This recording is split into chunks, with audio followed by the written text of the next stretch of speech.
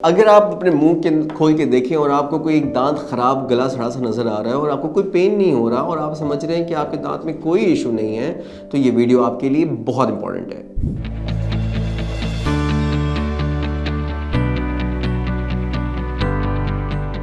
Assalamu alaikum, this is Dr. Sayyid Nazar. I'm a dental surgeon in Lahore practicing in Malton, Valencia. We get to see so many patients like this कि उनका दांत जो है वो टूटा हुआ होता है, ख़राब हुआ होता है और वो कह रहे होते हैं कि नहीं डॉक्टर साहब हमारा दांत तो बिल्कुल ठीक है क्योंकि उसमें हमें दर्द नहीं हो रहा अभी। दर्द ना होने की वजह ये है कि आपके मुंह के अंदर जब पस बन रहा है वो ड्रेन आउट हो रहा है। दांत के अंदर सुराख होता है, कभी भी जब भी कैविटी लगी होती है तो अक्सर औकात वो सुराख ओपन रह जाता है, जिसकी मतलब नेचुरली, जिसकी वजह से क्या होता है कि नीचे जो हड्डी के अंदर पस बन रहा होता है वो ड्रेन होना शुरू हो जाता है, जिसकी वजह से पेशेंट्स को नॉर्मली पेन नहीं हो रहा होता। सो अगर आपके मुंह में कोई कैविटी बनी हुई है, किसी दांत के अंदर कीड़ा लगा हुआ है और आपको पेन नहीं हो रहा, तो इसका मतलब हरगिज़ नहीं है कि आपके दांत में कोई प्रॉब्लम नहीं है। इसका मतलब ये है कि आपके दांत में बहुत ज़्यादा प्रॉब्लम है। सो क्या हो रहा है कि जब भी आप खाना खा रहे हैं तो जो आपका इन्फेक्शन ड्रेन आउट हो रहा है थ्रू योर टूथ, वो आपके खाने के साथ आपके स्टमक में जा रहा है, तो फिर आपके डेफिनेटली स्टमक भी ख़राब करेगा और भी बॉडी प्रॉब्लम्स क्रिएट कर सकता है। सो हमारे मुंह के अंदर जो दांत हैं दे शुड बी क्लीन, उनके अंदर जो कैविटी है वो सही होनी चाहिए। अगर वो दांत निकलने वाला है तो निकलवाना चाहिए आपको, या रूट कनाल होने वाला है तो रूट कनाल करवाना चाहिए।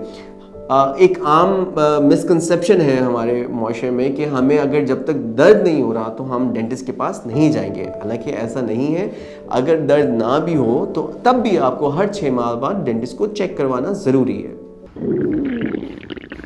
लगता है बाजार के खाने बहुत खाते हो। जी डॉक्टर साहब, मैं ये मेडिसिन प्रिस्क्राइब कर रहा हूँ, वो आप ले लेना। अब कोई भी मसला हो तो मरहम से डॉक्टर की ऑनलाइन कंसल्टेशन बुक करो, क्योंकि डॉक्टर से बात होगी अब घर पर। सो अगर हम आप सोल्यूशन की बात करें तो हमारे पास 2 ट्रीटमेंट ऑप्शंस होंगी इसमें कि अगर वो दांत इतना ख़राब है कि वो नहीं बच सकता, तो इन दैट केस वो दांत निकालना पड़ेगा।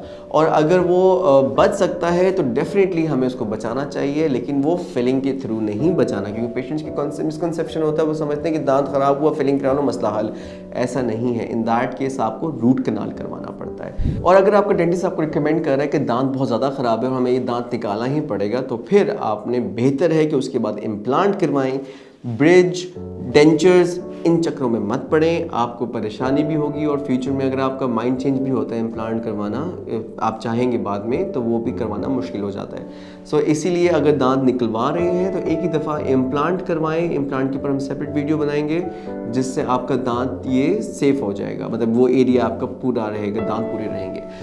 सेकेंड ऑप्शन जो थी जिसमें रूट कनाल कर रहे हैं हम, उसमें रूट कनाल करने के बाद अगर दांत बच सकता हुआ तो रूट कनाल के थ्रू बचाया जाएगा, और अगर ज़रूरत पड़ी तो उसमें पोस्ट एंड कोर ट्रीटमेंट किया जाएगा। वो आपका, उसके लिए हमने एक सेपरेट वीडियो बनाई हुई है, और फिर उसके बाद आप ऊपर क्राउन भी करवा सकते हैं ताकि दांत आपके लिए फुली फंक्शनल रहे और प्रोटेक्टेड रहे।